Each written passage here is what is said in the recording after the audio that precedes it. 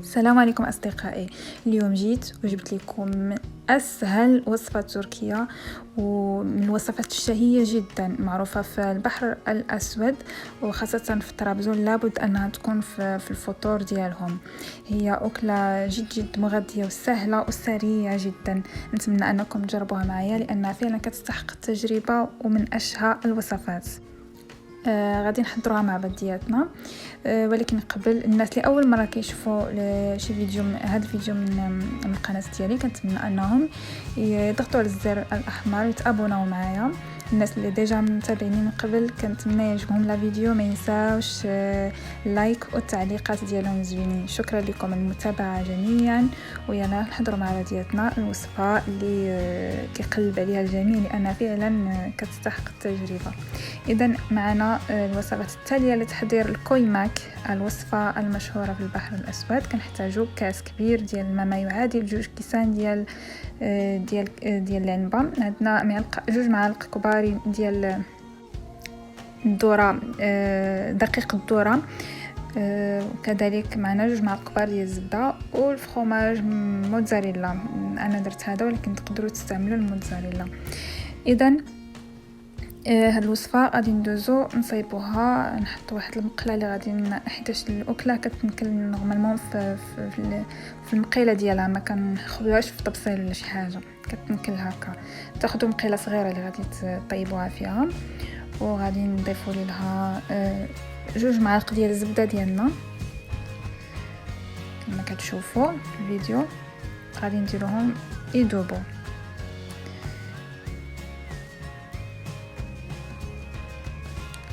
البنات كما كتشوفوا معايا بعد ما دات ليا الزبده اللي غادي نستعمل، غادي نضيف عليها المكون الاساسي لهذه الوصفه اللي هو دقيق الذره. احنا متواجدين هنا في جنوب المغرب كنسميوه الكوفي، وقيله كنظن بحال هكا عنده واحد الاسم، ولكن دقيق الذره الناعم معروف، يعني تقدروا تلقاوه في جميع الهريات ولا ما عرفتش. المهم دقيق الذره ناعم.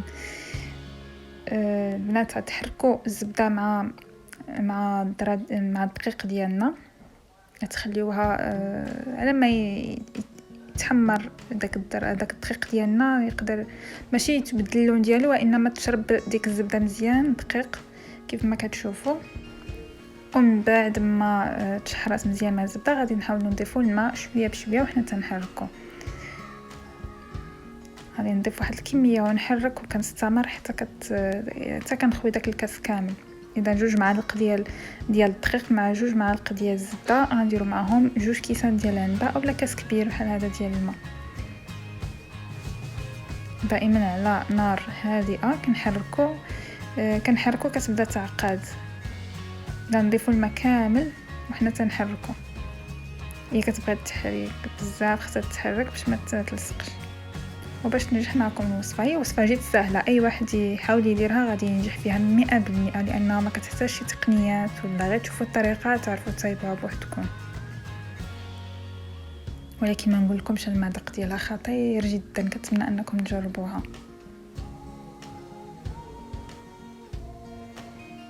اذا كنستمر حتى كنسالي الماء ديالي كامل وكنحرك في نفس الوقت.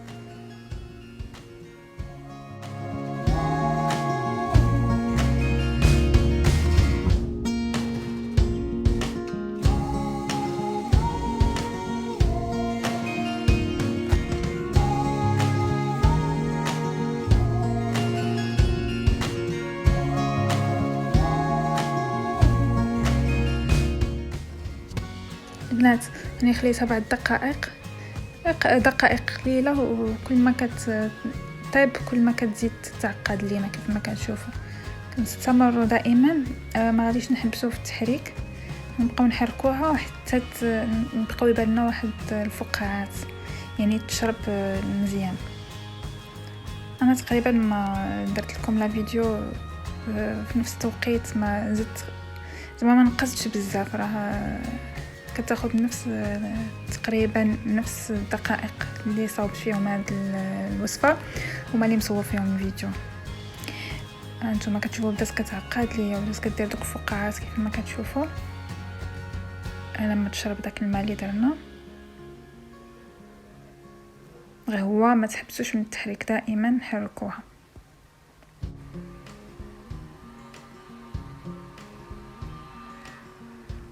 انا نقرب شويه باش يبان لكم القوام ديالو كيفاش.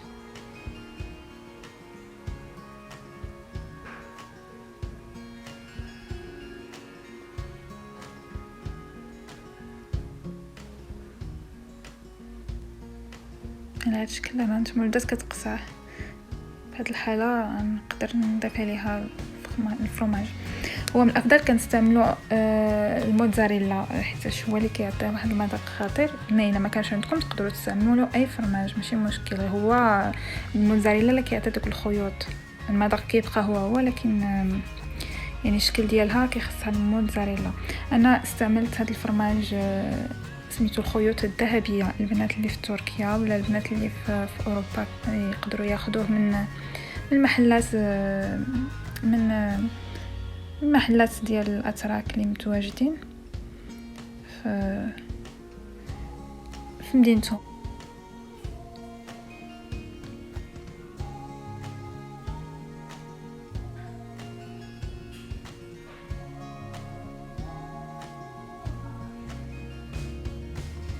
البنات هاد الفرماج مالح بزاف، داكشي علاش ما ضفتش انا الملحه. نتوما الا كنتو على حسب الفرماج اللي كتستعملوا، الا ما كانش مالح بزاف زيدوا الملحه بطبيعه الحال. اذا كان مالح بحال هاد النوعيه اللي صايبت اللي درت انا، راه بلا ما تضيفوا الملحه باش ما تجيكمش مالحه. غادي نستمر في التحريك المستمر والسريع، لانني نضفت الفرماج خصني نحرك مزيان كيف ما كتشوفوا. هاد اللقطه بالضبط البوطه تكون ناقصه بزاف والتحريك سريع.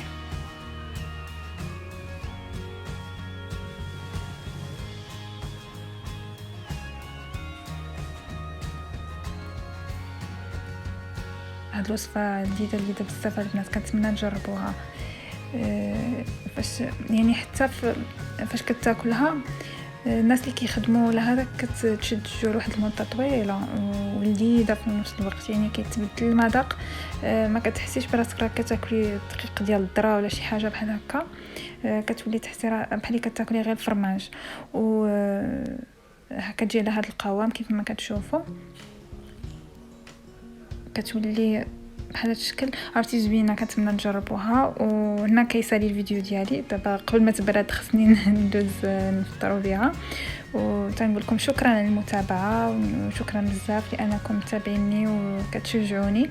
وهنا كيسالي الفيديو، الى فيديو اخر ان شاء الله.